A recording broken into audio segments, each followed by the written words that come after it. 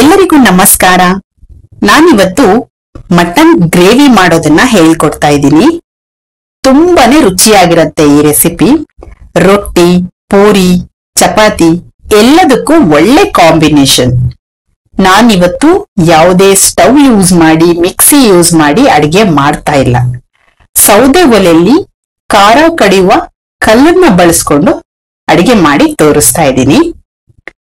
ಇದು ನಮ್ಮ ತೋಟದಲ್ಲೇ ಬೆಳೆದಿರೋ ಪಲಾವ್ ಎಲೆ. ಇದಂತೂ ತುಂಬಾನೇ ಒಳ್ಳೆ ಫ್ಲೇವರ್ ಕೊಡತ್ತೆ. ನಾನಿವತ್ತು ಅಡಿಗೆಗೆ ಇದನ್ನ ಯೂಸ್ ಮಾಡ್ತಾ ಇದ್ದೀನಿ. ಈಗ ಒಲೆ ಮೇಲೆ ಒಂದು ಕುಕ್ಕರ್ ಇಟ್ಟಿದ್ದೀನಿ.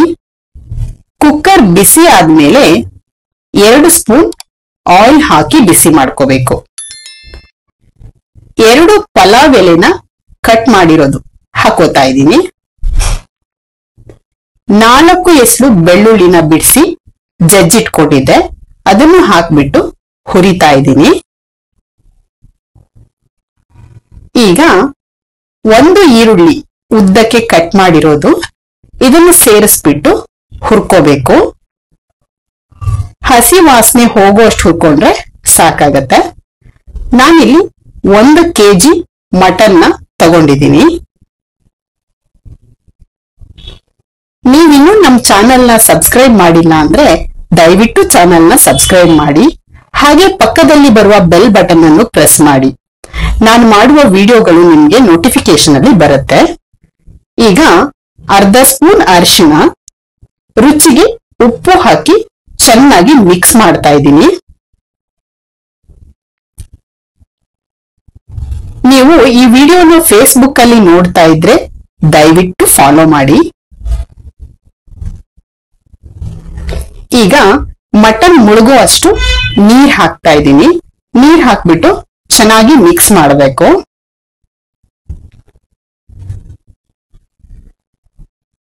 ಮಟನ್ ನೋಡ್ಕೊಳ್ಳಿ,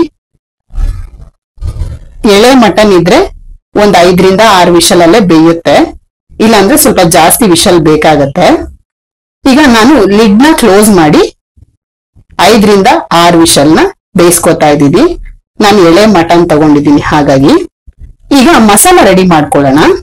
ನಾನಿಲ್ಲಿ 10 ರೆಡ್ ಚಿಲ್ಲಿ, ಲವಂಗ 6, ಚಕ್ಕೆ 1 ಪೀಸು, ಏಲಕ್ಕಿ 5, ಅನಾನಸ್ ಹೂ 2, ಜೀರಿಗೆ 1 ಸ್ಪೂನು, ಕಾಯಿ ಮೆಣಸು 1 ಸ್ಪೂನು, ಇಷ್ಟನ್ನು ತಗೊಂಡಿದ್ದೀನಿ. ಈಗ ಒಂದು ಪ್ಯಾನ್ ಕಾಯಕ್ಕೆ ಇಟ್ಕೊಂತಾ ಇದ್ದೀನಿ. 3 ಸ್ಪೂನ್ ಆಯಿಲ್ ಹಾಕಿ, ಆಯಿಲ್ ಕಾದ ಮೇಲೆ ತಗೊಂಡಿರೋ ಮಸಾಲನ ಹಾಕ್ಬಿಟ್ಟು ಲೋ ಫ್ಲೇಮ್ ಅಲ್ಲೇ ಇಟ್ಕೊಂಡು ಫ್ರೈ ಮಾಡ್ಕೊಳ್ಳಿ. ಈಗ ರೆಡ್ ಚಿಲ್ಲಿನ ಸೇರಿಸ್ತಾ ಇದ್ದೀನಿ, ಅದನ್ನು ಕೂಡ ಫ್ರೈ ಮಾಡ್ತಾ ಇದ್ದೀನಿ. ಅದು ಫ್ರೈ ಆದ್ಮೇಲೆ 2 ಆನಿಯನ್ ನ ಕಟ್ ಮಾಡಿರೋದು ಹಾಕೊಂಡು ಫ್ರೈ ಮಾಡ್ತಾ ಇದ್ದೀನಿ. ಇದು ಕೂಡ ಹಸಿ ವಾಸನೆ ಹೋಗೋ ತನಕ ಚೆನ್ನಾಗಿ ಫ್ರೈ ಮಾಡ್ಕೋಬೇಕು.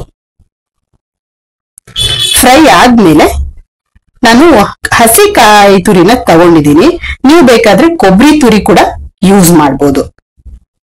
ಅದನ್ನು ಹಾಕ್ಬಿಟ್ಟು ಚೆನ್ನಾಗಿ ಫ್ರೈ ಮಾಡ್ಕೋಬೇಕು. ಈಗ 1 ಸ್ಪೂನು ಗಸಗಸೆ ಹಾಕಿ ಫ್ರೈ ಮಾಡ್ತಾ ಇದ್ದೀನಿ. ಎಲ್ಲದೂ ಚೆನ್ನಾಗಿ ಫ್ರೈ ಆಗಿದೆ. ಈ ಮಿಶ್ರಣನ ಖಾರ ಕಡಿಯುವ ಕಲ್ಲಿಗೆ ಹಾಕೊಂಡು ಚೆನ್ನಾಗಿ ರುಬ್ಕೊಳ್ತಾ ಇದ್ದೀನಿ. ನೀವು ಬೇಕಾದ್ರೆ ಮಿಕ್ಸಿ ಕೂಡ ಯೂಸ್ ಮಾಡಬಹುದು. ಹೀಗೆ ಚೆನ್ನಾಗಿ ರುಬ್ಕೋಬೇಕು. ಈಗ ಇದು ರುಬ್ಬಿ ಆಗಿದೆ. ಒಂದು ಬೌಲಿಗೆ ತಕ್ಕೊಳ್ತಾ ಇದ್ದೀನಿ.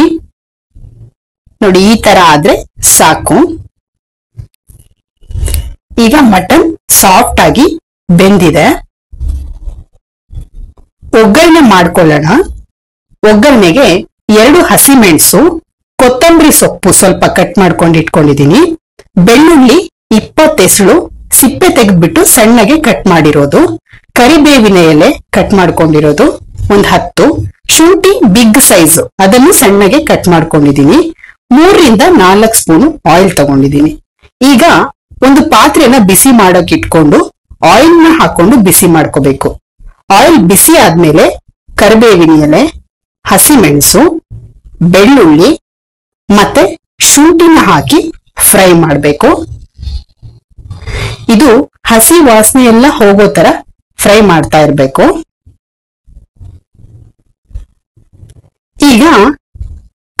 ಇಟ್ಕೊಂಡಿರೋ ಮಸಾಲಾನ ಸೇರಿಸ್ತಾ ಇದ್ದೀನಿ.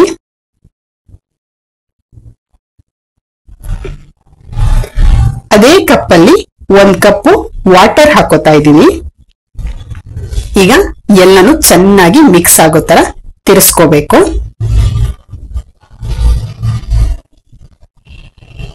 ಈ ಟೈಮಲ್ಲಿ ಸ್ವಲ್ಪ ಸಾಲ್ಟ್ ಹಾಕೋಬೇಕು.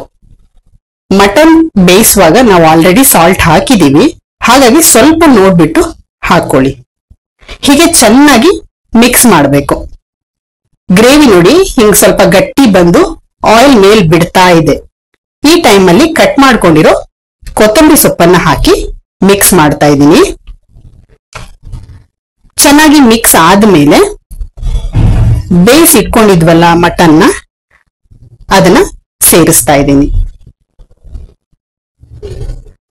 ಈಗ ಗ್ರೇವಿ ಜೊತೆ ಮಟನ್ನ ಚೆನ್ನಾಗಿ ಮಿಕ್ಸ್ ಮಾಡಬೇಕು.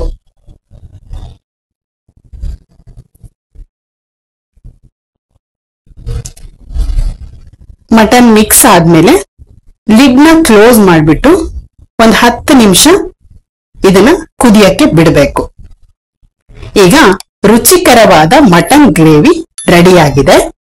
ನೀವು ಮನೆಯಲ್ಲಿ ಟ್ರೈ ಮಾಡಿ ಹೇಗ್ ಬಂತು ಅಂತ ಕಮೆಂಟ್ ಮಾಡಿ.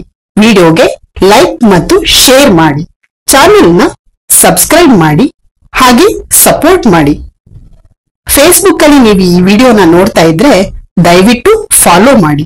ಧನ್ಯವಾದಗಳು.